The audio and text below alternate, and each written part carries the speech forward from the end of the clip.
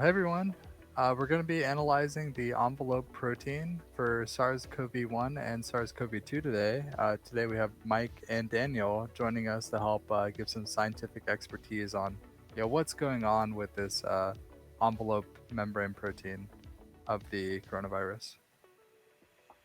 Yeah, Steve, this is fascinating, and Daniel's going to tell us a lot more about the envelope protein, but it's an ion channel, and there are a number of drugs out there that act on ion channels on our own host proteins. Ion channels sit in the membrane of cells and are really important to transport ions, cations or anions, depending on the ion channel, into or out of a cell. But today we're going to be talking about one that is really important for the virus itself. This is a viral protein, not a host protein. Yeah, and so I guess just a quick overview for our audience here.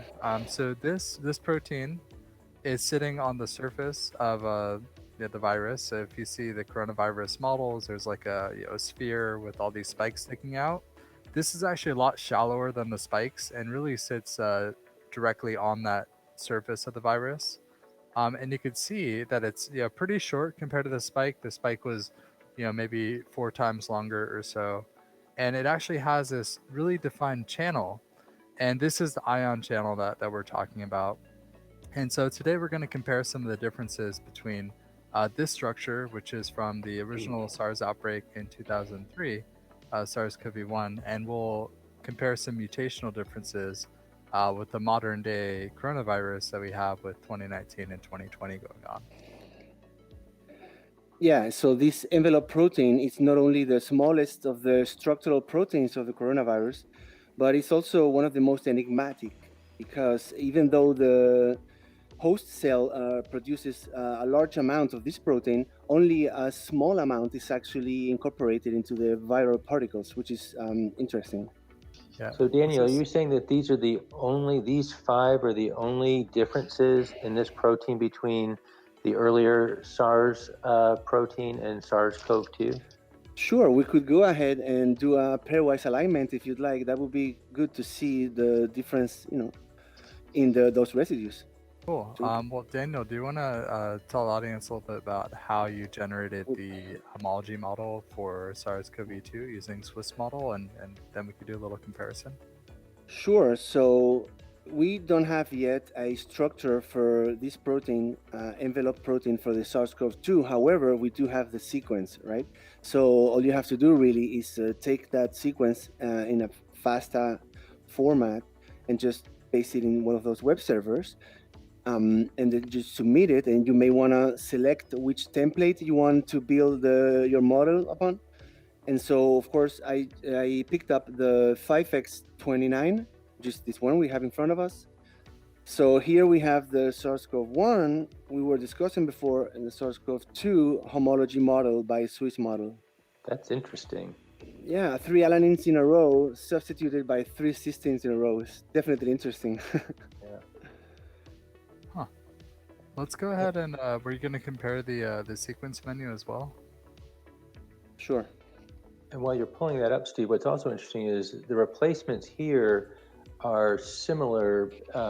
This is a threonine and a serine, so these are both alcohols on the side chains, and this is a valine and a phenylalanine, which are both somewhat greasy. They're not identical, but they're somewhat similar in their hydrophobicity.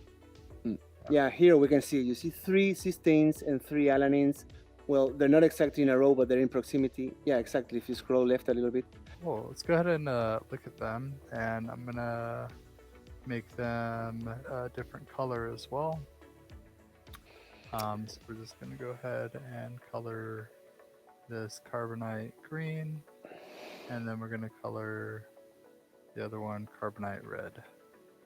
Yeah, I think you can have small molecules that modulate ion channels by binding in different places on the protein. And so I think your point's a good one.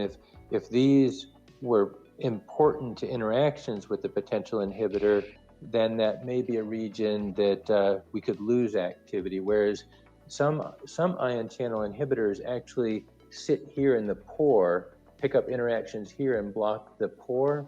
And one might theorize that because we don't see mutations popping up quickly here that maybe those would be sustained inhibition across different mutations. But it's just hard to say because we haven't put the drug pressure on the virus to give it a reason to favor through evolution ones that would have, say, a change here where a small molecule might bind. Yeah, so this is only a monomer, right? And again, it's a homology model created and built by the software modeler. And the template, again, is 5x29, the SARS-CoV-1. Yeah, correct. Yeah, the most hydrophobic here in red would be part of the transmembrane domain, which is the channel down here, where inhibitor would hopefully bind and block the channel, right? But then on the outside, it's more white. It's more hydrophilic instead. And that makes sense because, of course, it's facing the outside of the virus. So the envelope protein is an ion channel that transports different cations or positively charged molecules through the membrane. And what we're looking at here is a small molecule ion channel inhibitor called Amiloride. And what's interesting about it, at physiological pH, it is protonated. It is a cation. And the way that apparently it inhibits ion channels is it gets here in the pore, binding to the same place that a small cation would that's naturally transported, and inhibits that transport of that cation. So we have the surface, which we could turn on, and we get an idea for what would normally go down that channel in the pore. And we could see that this chemical is kind of binding, in this channel, and at different points, like it's kind of blocking, or like right there in that one, it's blocking that channel.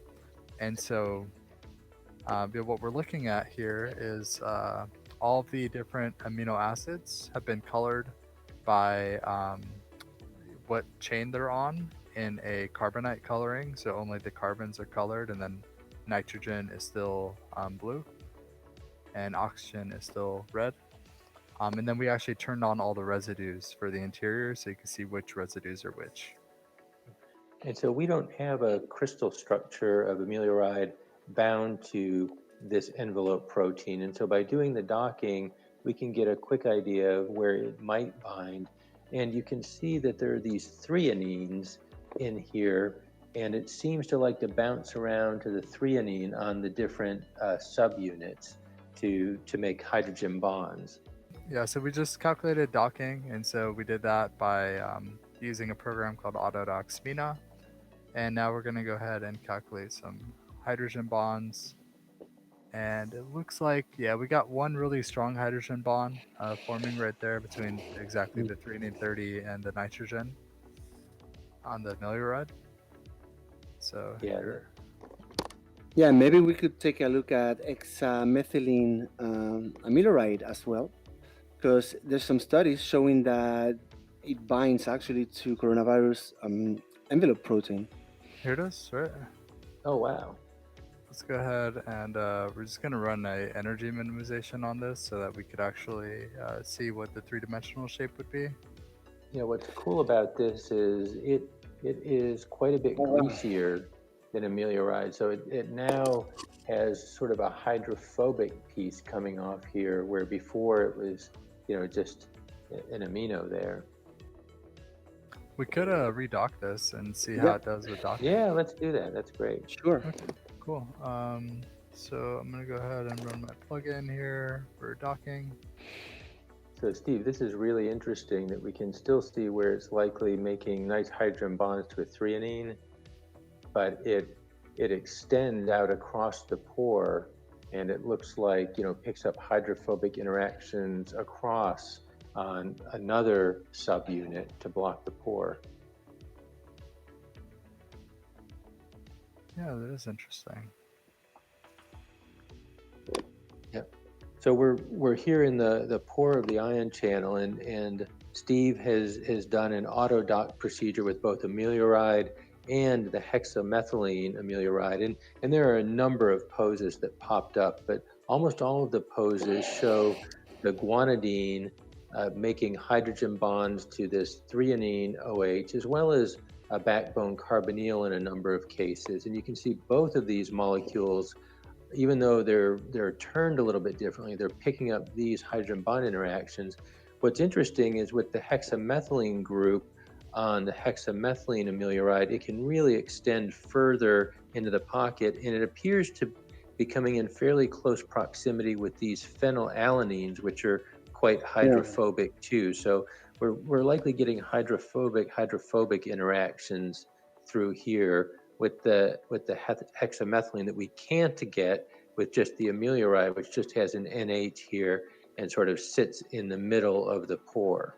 So it's really interesting that this appears, at least in some related envelope proteins. By the way, we should pull up, I have a small graphic that shows the disulfide bonds between the spike and the envelope protein. So here we can see how this spike protein on the bottom and the envelope protein on top, there might be some disulfide bonds happening between these three cysteines that makes for an interesting interaction between the envelope and spike protein. So because there are mutations in these residues between the SARS-CoV-1 and SARS-CoV-2, it might have implications as well between those two viruses' infectivity.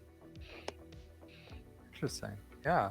So we'll definitely be doing more follow-ups on more viral protein structures, maybe over some interactions between this envelope protein and some of the other proteins on the surface of the coronavirus.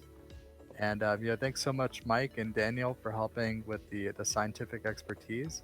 So it's been really great, and I actually learned a lot more about this particular envelope protein that I didn't know before. And really thanks exciting. everyone for joining us as well. Bye, everyone.